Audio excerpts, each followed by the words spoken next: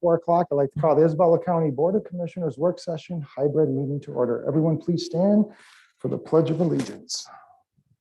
I pledge allegiance to the flag of the United States of America and to the republic for which it stands, one nation, under God, indivisible, with liberty and justice for all. Clerk Lux, a roll call, please. Present. Here. Present. Here. Here. Here. Here. Thank you, Clerk Lux. Sounds like we have a nice lively round of microphones this evening. We'll see how long that goes. Next up, approval of the agenda. We have first general public comments, presentations and special reports. We have no items. Appointments to boards and commissions. We have nothing under that. Under committee reports, Finance and Administration Committee. Finance and Administration is all set, Mr. Chairman. Thank you. Next up, Criminal Justice and County Affairs Committee. The Criminal Justice and County Affairs Committee is all set, Mr. Chairman. Thank you. Moves us to the Human Resources and Public Works Committee. Human Resources and Public Works is all set, Mr. Chairman. Thank you. That moves us to Intergovernmental Affairs. Commissioner Vice Chairman Hope, anything under Intergovernmental Affairs this afternoon? Not today, Mr. Chairman. Thank you. On Administrative Controller reports, we have nothing. Under unfinished business, we have nothing. Under new business, we have any items that like to be added? Commissioner Jelezinski. Mr. Chairman, I respectfully request that a item enacting a temporary hiring freeze on the position of Deputy County Administrator Controller. We have a motion to add Commissioner Jelezinski's item as stated. Any support of that? I will support that, Engler. We have a motion to support to add Commissioner Jelezinski's item for a hiring freeze. Any further discussion on the addition to the agenda? Board Chair will reserve his comment till the time that is discussed. Clerk Luxo, could I have a roll call vote on that, please?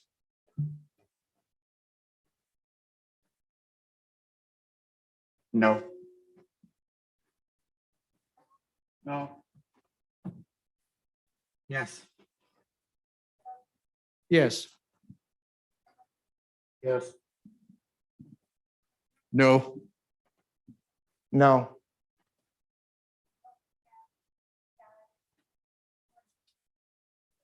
That motion does not get added to this tonight's agenda. Next up, any further new business? Moving on to general public comments. We have nothing under general public comments. We have nothing under announcements.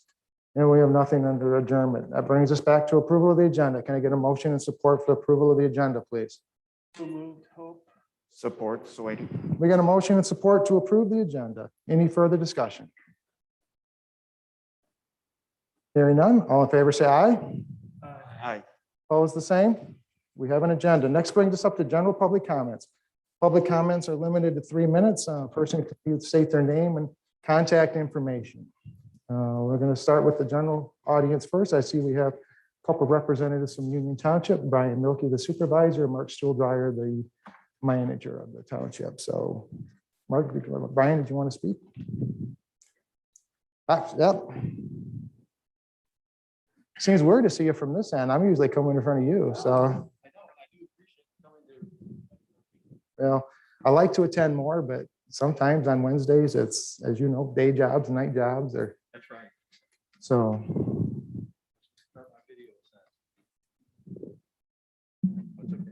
Brian, I always say I have a face for radio, so you're always one up on me on that, so. That's why I wear a mask. Ryan Milkey, 3791 Green Acres Drive, Union Township. As mentioned, I'm the supervisor of Union Township. For you tonight, we have item 4 on your Finance Administration Committee, the tax increment revenue sharing agreement. I just kind of wanted to come here and make sure that you're aware that the manager, Mark Stuhldreyer, and I are both available for questions if you have them. I do want to say welcome to Nicole. Hello again. It's been a while. Margaret, congratulations on your new chapter coming. I wish you well. I've very much enjoyed working with Margaret past year. And that speaks a little bit to the fact that I think we're an unusual community in that many of our municipalities and private organizations work very well together. And I've seen that firsthand working with the county, the city, CMU, the tribe, It is really something to behold, and I'm proud of it. And I commend all of you for serving here and working well with all the townships that you have. And anyways, regarding our EDA board, I think they're very qualified, they're committed, and supported by some fantastic staff. And if you think back about 12 years or so ago, Union Township was kind of a mom and pop run organization in many ways. Well, we've grown up, and I think we run things much more professional. And thanks partly to our manager that's here. We have great staff, and with that, I think you can be rest assured that our EDA will take very good care of the charge that they're getting. And I really believe that it will benefit the community as a whole. So I just wanted to state that we're here if you have any questions, and thanks for the time. Thank you. And sorry about my little first ever, I think, on the board telephone ring there. So I do apologize to the rest of the board members on that. Any further comment from the public audience? Yes, sir.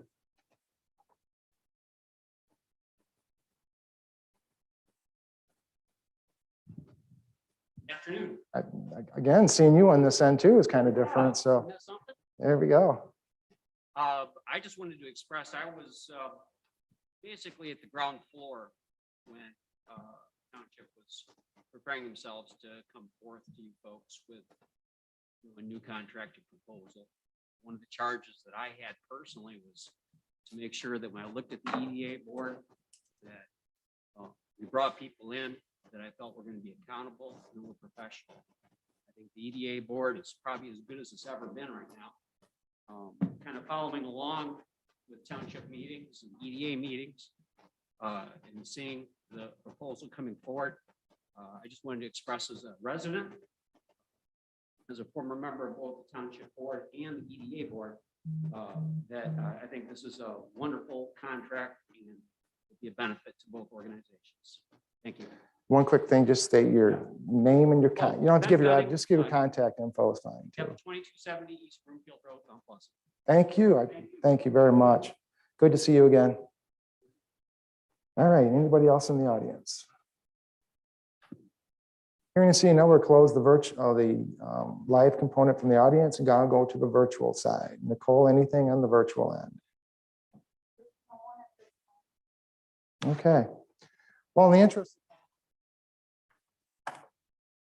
the interest of time, I'll close public comment. And since we have another section later on in the meeting, brings us to appointments and, presentations and special reports. We have no actions, nothing to appointments to boards and commissions. First up then is committee reports for Finance and Administration Committee. Thank you, Mr. Chairman. First item is consider ratifying and placing on file the October 15th, 2021 invoice list in the amount of $191,259.80. The October 22nd, 2021 invoice list in the amount of $633,731.62, and the adjustment list dated October 28th, 2021.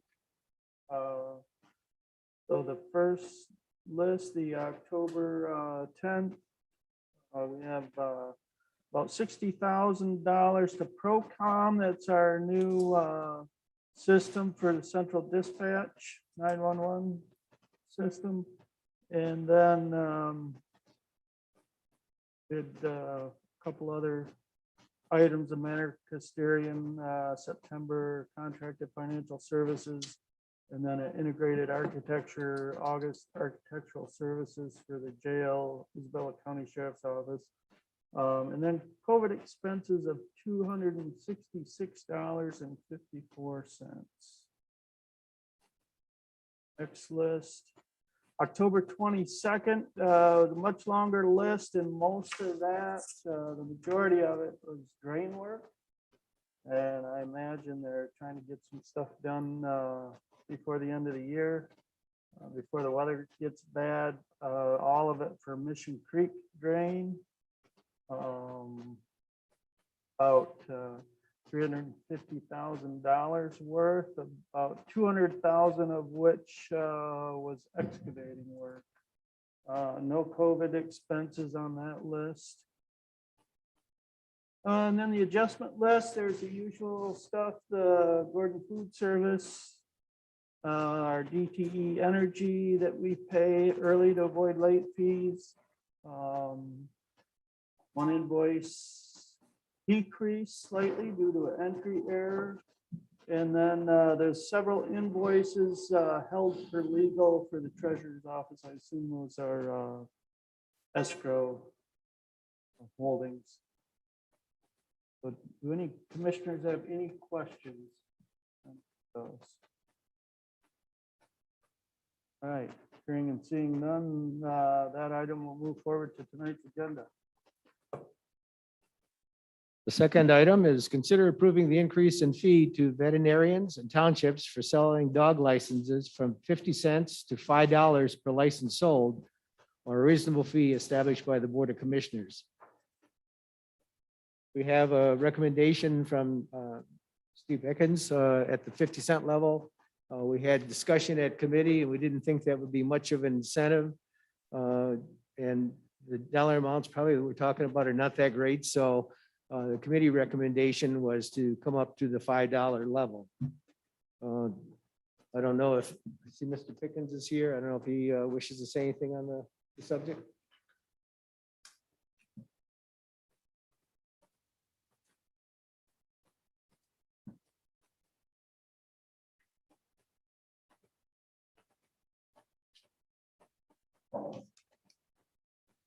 Steve Pickens, County Treasurer. I put forth a addition of selling dog licenses because it hasn't been raised since I've been here. I know it's 50 cents prior to me being here. It's time, since we're doing different things with the animal control, that probably have more of an incentive for the veterinarians and townships to sell dog licenses. Any other questions or comments? Just a comment, but I think you said, Mr. Pickens, that we only have like maybe one veterinarian and a few townships that are even bothering to sell the license. Yep, I used to have 6 veterinary people that did it, but it's a manual system. They have to write it out, and there's a lot of information, rabies tags, dog species, and full assortment of different items.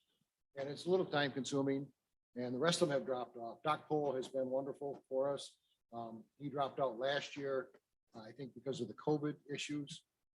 Hope to getting back this next year. He sells over 200 licenses for us.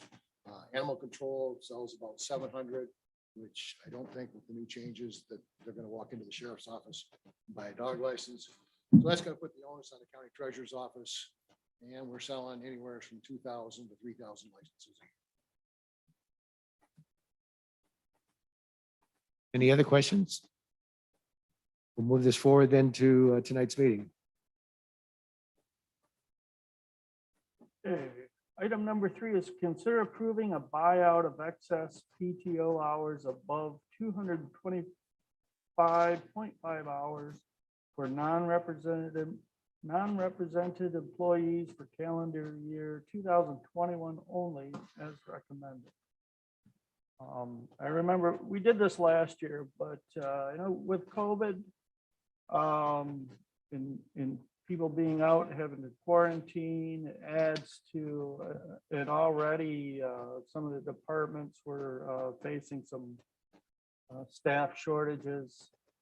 And it's been a real issue with people being able to take time off. And personally, I would hate to see anybody lose any of that time. This group can save up to 200 or roll over 225.5. Anything above that, they would lose at the end of the year. And I would hate to see that happen. So that's the reasoning behind this.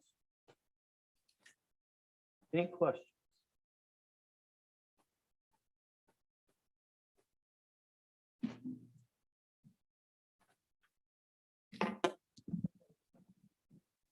Tonight, oops, just kick back on again. Yeah, COVID has brought out a lot of interesting situations, and this is one of them. the reason people, we always say, well, how can we have so much PTO time? How come, why not use it? Why not use it? Well, sometimes you want to use it, and you can't because of shortages and everything and manpower or employees. So again, this is something that we did last year. This is something this year. I don't know if this is something the board will continue to do, but in this era, maintaining county services is a priority, and this is just a reflection thereof. So I think it's a good thing for the board to do. The final item is consider approving the tax increment revenue sharing agreement between Union Township, the Union Township East Development Authority, and Isabella County, and authorize the board chair to sign the same. We have a DDA agreement that will expire at the end of December of this year. And the request is to extend it until 2041. The original boundaries are proposed to be expanded. The expansion area will not, the capture will is minimal, is zero. They'll retain the capture of the 75% on the original boundaries, where 25% then it comes back to the county and to the townships. But in the expanded area, that full amount will be available to the county and to the township. As I looked at the map, I was kind of surprised that there were some inholdings basically in the original boundary area. A couple of new areas encompasses a large neighborhood area and an area that is kind of formed by the come together of the expressway and the access ramp. So I think it's a good proposal. There's been good DDA improvements along Pickard, and apparently the DDA feels that the revenues that they're obtaining in terms of the capture would be enough to make some improvements in these new areas. Margaret, do you wish to add anything to that? I would just like to add something a little briefly. Thank you, Commissioner. I was going to put my hand up and ask if I could. Thank you. I would just like to echo something the supervisor said, and that, community partnerships and community relationships are very important. And the public can't tell where the boundaries are necessarily when they cross the street. And we shouldn't, as public officials, be that concerned where they are either in those types of situations.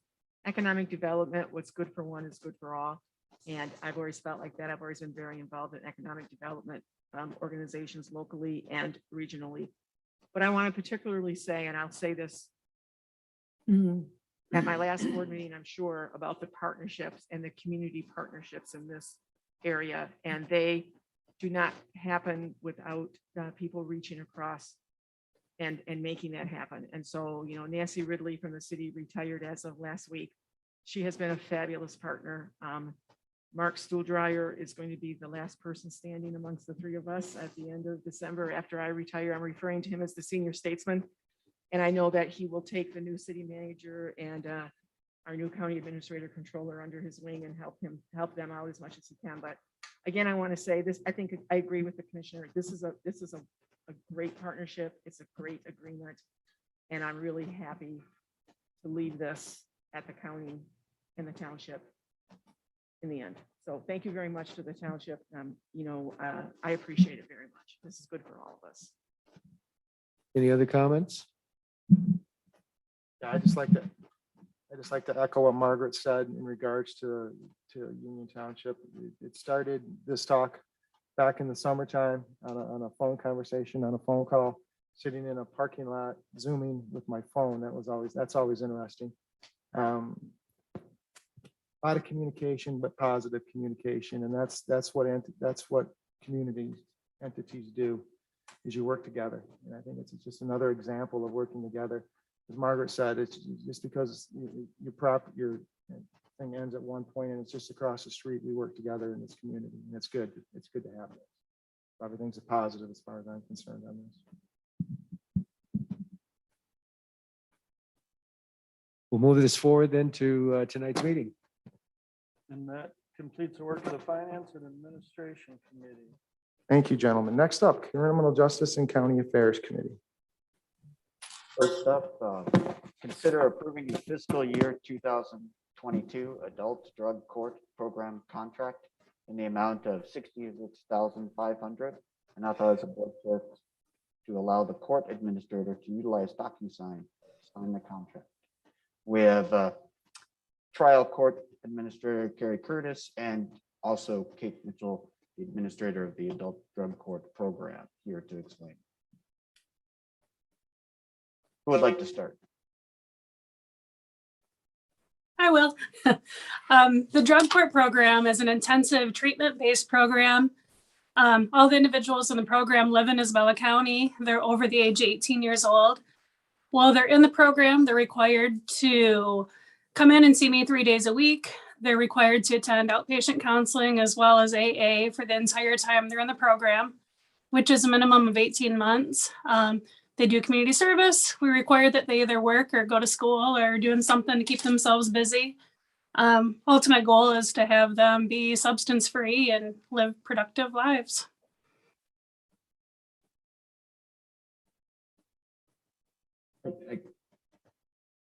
Court administrator, do you have anything to add to that?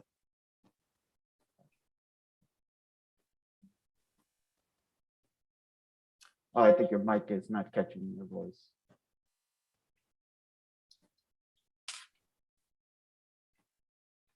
Muted.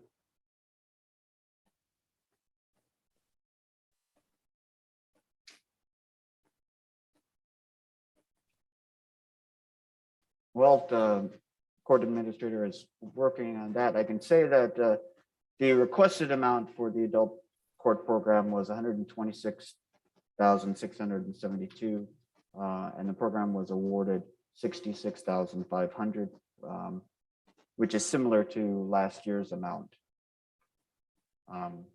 And I know that Kate Mitchell during the subcommittee meeting said that it would be no problem continue implementing the adult drug court under the $66,500 grant. How are you doing there, Gary Curtis? You still trouble? Yep, looks like. Are there any comments from? Yeah, it's Steve, just one comment is that we've had this program for quite a while. And the pot seems to stay the same, but more people keep wanting to draw from it. So it's been going down a little bit every year, but so we can keep the amount and keep the program going. And hopefully we can for you know, but every year it seems to be harder, or if we do not get the requested amount on this grant. So. Any other comments? All right, seeing none, we'll move this forward to the regular session. Item number 2. Consider approving the fiscal year 2022 juvenile drug court program contract in the amount of $88,000 and authorize the board chair to allow the court administrator to utilize DocuSign to sign the contract. And we have Maria Reiser here, who runs the juvenile drug court program, to explain that. Yes, good afternoon. Thank you. So the juvenile drug court requested just a little over $108,000, and we were awarded $88,000, which is exactly the amount of money that we were awarded last year. And so the plan for this money is to cover most of the salary and fringes of the coordinator position. We can utilize some childcare funds to help us with the cost for drug testing and incentives, because drug courts are really an incentive-based program. And so we can access the childcare funds to help us with that. The cost of the therapeutic services do not come out of the drug court budget. Those monies are, those services are generally covered by insurances of the client. So we've been around since 2006, so it's 15 years. I can't believe it. It's been that long. And of course, we're still, trying to work through the shifting times because of COVID, and continuously look at how we do things and try to adapt and make changes. And one of the challenges that we have faced in the course of the last year is impressing upon our youth that probation is real. It's a real thing, because everything has been done over Zoom.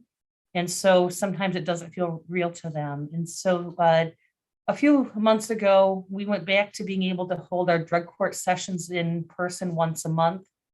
And so they were able to actually meet with Judge Black on a face-to-face basis. And what we found is that's so much more effective. And I don't think this is just unique to juveniles, but that is so much more effective in impressing upon these youth, the changes that we would like to see. So it's been a couple of years, guys, but thank you for your support. Are there any questions from the commissioners for Craig Curtis or Maria Reza? Craig Curtis, sorry. Oh, you have a voice. Please, go ahead. Maybe. Yes, Can we you- can hear you. Was it Okay, Carrie? perfect. I apologize for that. You did a fabulous job of covering the financial portion, which is what I was going to talk about anyway. So I don't really have anything to add. I think both of these programs are super important and we are very excited to receive funding for both of them. So All right, thank you. With that, we'll move both programs to the regular session to approve the grant funding. Thank Okay, you. next up, we have consider approving the fiscal year 2022 Swift and Sure Sanction Program probation program contract in the amount of $205,000 and authorize the board chair to allow the court administrator to utilize DocuSign to sign the contract. Okay, this is an intensive 18-month program to help probation. At this day, we actually had an increase in this year, so it was a $5,000 increase. We have on here, we both have Administrator Curtis and contact person Carolyn Johnson. I don't know if either one of you would like to talk about the Swift and Sure program. You were doing a great job. I didn't know if we were going to have you or not because you got disappeared for a while, so I was taking notes, hoping to keep updated. But yeah, great job to get an increase. Like I said, these other programs have been decreasing, and you guys got an increase. So congratulations on that. Thank you. I am very happy that we got more as well. We received $5,000 more than what we had for the last fiscal year. So our grant has been around since 2011 and focuses on accountability. We are a sanctions-based program, so people know what their sanctions will be coming into the program. Accountability is very important. So if they admit the responsibility to their violation, then it gives them less jail time than it would if they denied it. Currently, we have, I think, 25 people in our program. It is an 18-month program, but if they go through it in 12 months without any violations, then we look at taking them off probation after 12 months. So overall, I feel we're doing well. In despite of COVID and everything, we're maintaining and we have about a 55% recidivism, so that it's good so far. Okay, is there any more questions? Seeing none, we'll move this forward to tonight's business session. Next up is consider approving fiscal year 2022 community correction grant contract in the amount of $68,000 and that authorize the board chair to sign the same. Same thing here. This actually got a $10,000 increase. So it's not very often we get to say that. And also this requires our board chairman to actually sign this one by himself. So we will put him to work on this one, being a requirement to sign it. Part of the problem, I'll let Court Administrator Curtis go into it, but they changed one of the programs they had, Thinking Matters, which is a 5-step program. It's going to save the county a little bit of money and probably a lot of the other courts use it. So I will not try to explain too much of it. So unless you want me to, Administrator Curtis, but go ahead and explain the program and what it does and what it'll do for the county. I think we could bring you over here and put you to work explaining these programs. So So the big change for this upcoming year with this program is that we did move away from a vendor, a local psychological firm, and went to an off-the-shelf product that is taught by our own employees. It gives us more flexibility, and it saves a significant amount of money. Plus, it is a very reputable program that lots of courts use. So some offenders are familiar with it, so they've done it before. So that always helps with starting programs as well. But we're super excited. We have had a few sessions for our first group, and things are going very well. We took the money that we would be saving, or that we are saving with changing to this product, and diverted it to pretrial services. We all are aware of the jail reform and the push for lower bonds and those kinds of things. So as we move forward with those requirements, we've diverted some funds here so that we can help cover some of those costs, so the county is not seeing as big of hit for the electronic monitoring and those kinds of things.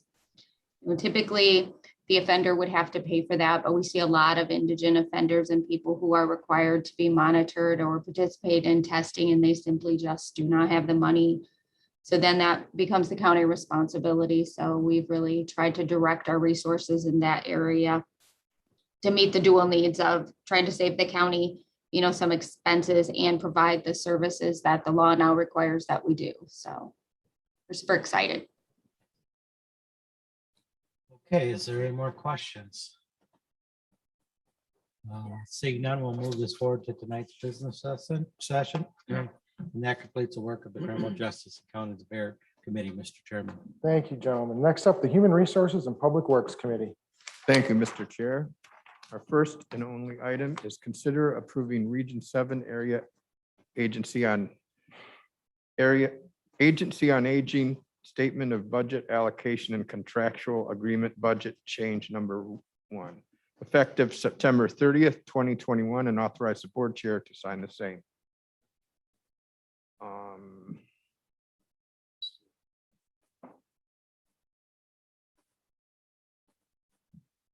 We have, great. We have Jen Crawford, the Director of Commission on Aging, to break this down for us, please. Sure, absolutely. So typically every year we'll have budget changes from Region 7 Area Agency on Aging. And this year it came in actually right at the end of the fiscal year, but they had some money left over. And so then they'll typically divvy it up between the different programs. And so we had that, but they also received additional funding specific to home delivered meals. And so we were able to receive that in addition to the extra funding. So with this, we could receive $6,013, which will be added to our fiscal year 21 contract with them. We did not have to add any units or any additional programs. This will just allow us to spend less of our local dollars for our fiscal year 21. Okay, anybody have any questions or comments on that item? From the director here. Go ahead. Mr. Hope. That's always good to get more money from Region 7. Absolutely. So it looked like in the table there where the money's going to congregate meals are up, or for the extra money that they're giving us. Yeah, we're receiving, with this, we received $305 under congregate alone. And then the $162 under HDM or home delivered meals. So that was the extra money that they had. That was just divided out among the programs. And then the additional one was through the CAA, or Consolidated Appropriations Act, which was just a supplemental nutrition funding. that's two questions. It didn't split what HDM. Yes, home delivered meals, sorry. Oh, that's all right. Any other questions? No, just always a good thing. More money. We'll take it. Can all agree on that, I'm sure. Seeing no more questions, that concludes the work of the Human Resources and Public Works Committee, Mr. Chair. Thank you. Next up, intergovernmental affairs, which we have no action, nothing under administrator controller. Item number 8, unfinished business. We have no items, new business, no items, which brings us to item number 10, general public comments. Turning to the public, live public, any more further comments?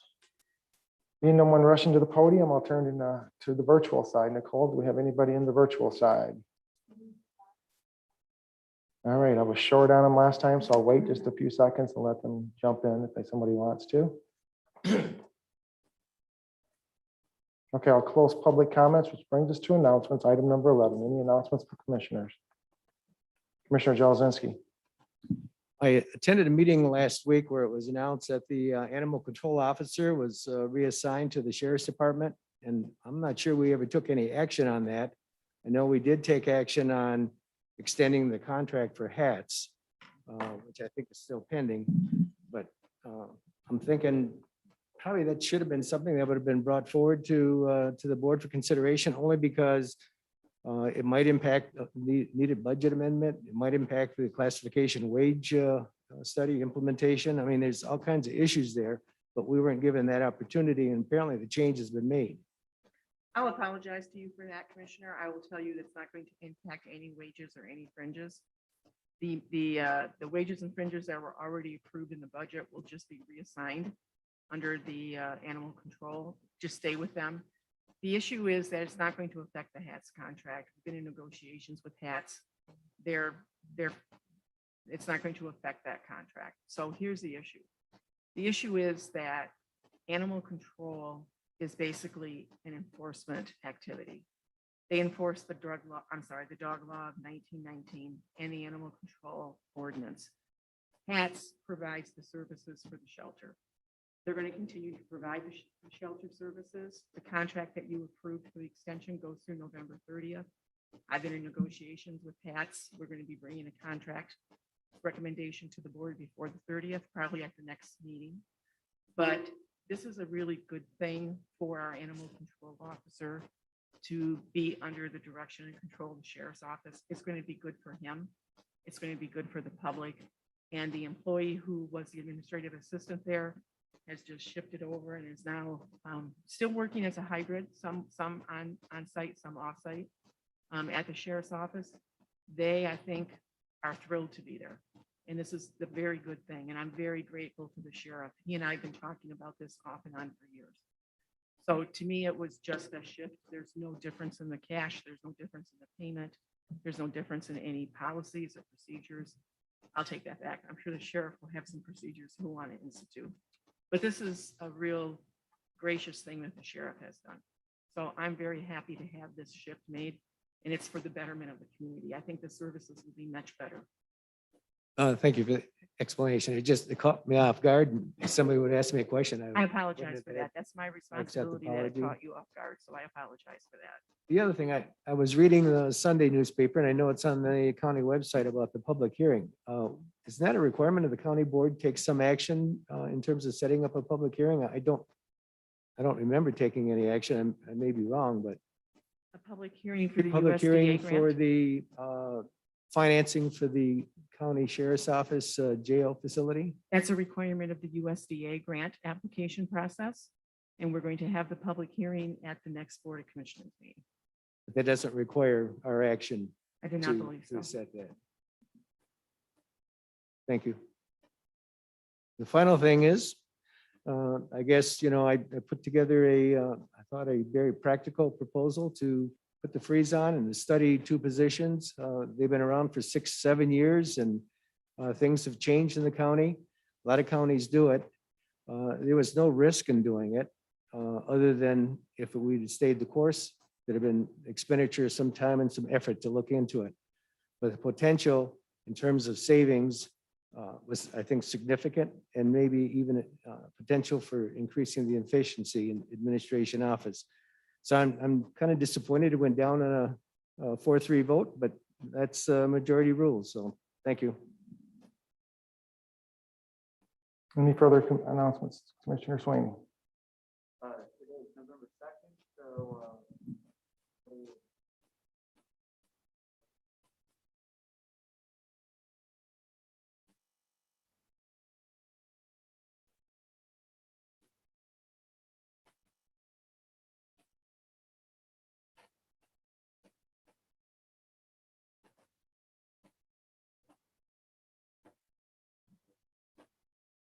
Also,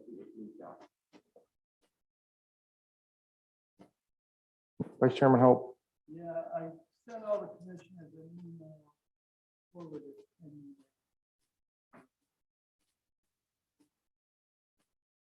Bills that we recently passed a resolution against, that would privatize our public community health system, have been moved out of committee. Thought that Senator Shirkey will probably move those to a floor vote. Has enough votes to do that. So it might be a good time to contact Senator Altman and register your approval of those two bills. Basically, they would write the community mental health system right out of the picture. So we wouldn't have the county representative, we wouldn't have any transparency, no requirement to hold open board meetings or comply with Freedom of Information Act. Basically, just privatize it. Aware of what's going on with that.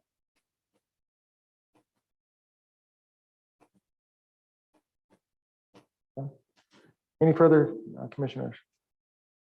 Commissioner Swaney, if I vote for the city election, there's going to be, someone's going to come find me somewhere. I think Clerk Lux will come knocking at my door tomorrow or something like that, but definitely can vote for the school issue, that's for sure. So I have nothing to add this to today for this meeting. So at 4:41, this might be a record since I've been chair, 41 minutes.